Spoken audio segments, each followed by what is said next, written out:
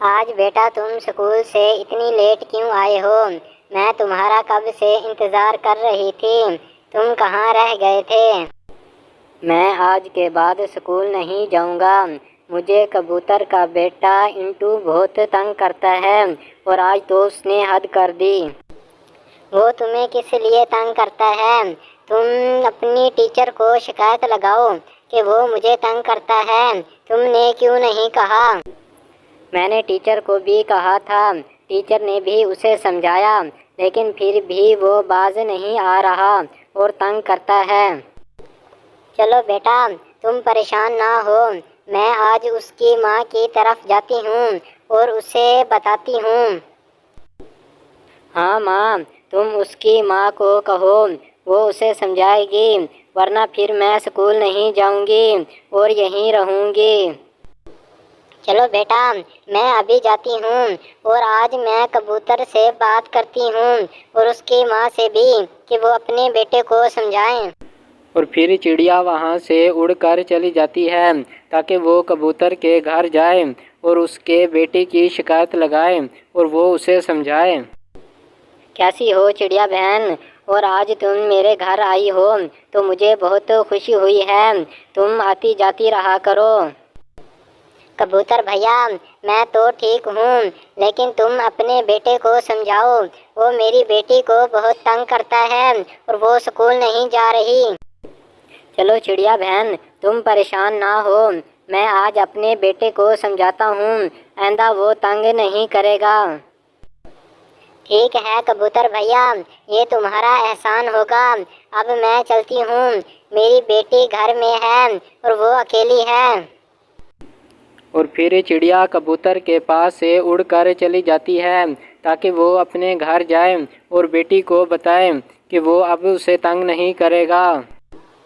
बेटी तुम अब परेशान ना होना, मैंने कबूतर से बात कर ली है और वो अपने बेटे को समझाएगा। माँ जी, अगर कबूतर ने अपने बेटे को समझाया तो ये तो बहुत अच्छी बात होगी। चलो मैं भी सुकून में रहूँगी। मेरे होते हुए बेटी तुम परेशान ना हुआ करो, अगर फिर भी तंग करे तो मुझे बताना, मैं खुद उसकी तबीयत सेट करूँगी। ठीक है माँ, अब मुझे सोने जाना है ताकि फिर कल स्कूल पढ़ने जाऊँ और उस कबूतर के बच्चे से बचूँ। बेटा तुम्हें शर्म नहीं आती? तुम चिड़िया की बेटी को तंग करते हो और आज वो शिकायत लेकर हमारे घर आ गई। अम्मी जी मैं तंग नहीं करता, बल्कि वो मेरे पीछे पड़ी हुई है, वो मुझे तंग करती है, उसने तुमसे झूठ बोला है। चिड़िया झूठ नहीं बोलती, और अगर अब तुम बाज ना आए और तंग किया तो मैं तुम्हारी माँ नहीं रहूँगी।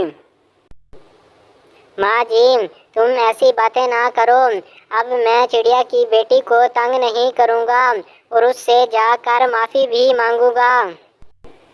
ठीक है बेटा, तुम उसके पास जाना और उससे माफ़ी मांगना और कहना कि अब मैं तंग नहीं करूँगा। चिड़िया बहन मुझे माफ़ कर दो, मैंने तुम्हें बहुत तंग किया है, मैं माफ़ी के लायक नहीं, फिर भी माफ़ी मांगता हूँ। कबूतर भैया अगर तुम्हें वाकई अपनी गलती का एहसास हो गया है तो मैं भी तुम्हें माफ़ करती हूँ और अब हम दोस्त हैं। ये तो बहुत अच्छी बात है और अब हम दोस्त रहेंगे। मैं अपनी गलती से माफ़ी मांगता हूँ और मुझे माफ़ कर दो। ठीक है कबूतर भैया, अब मेरी क्लास का टाइम हो गया है, अब मुझे अपनी क्लास में जाना है, तुम भी अपनी क्लास में जाओ। इस कहानी से हमें ये सबक मिलता है कि कोई भी लड़का किसी लड़की को तंग ना करे, क्योंकि उसके घर में भी बहन बेटी हैं। तो इसीलिए हमें इन चीज़ों से बचना चाहिए, ना कि कबूतर की तरह हमें हरकतें करनी चाहिए, बल्कि एक अच्छे इंसान बन के रहना चाहिए।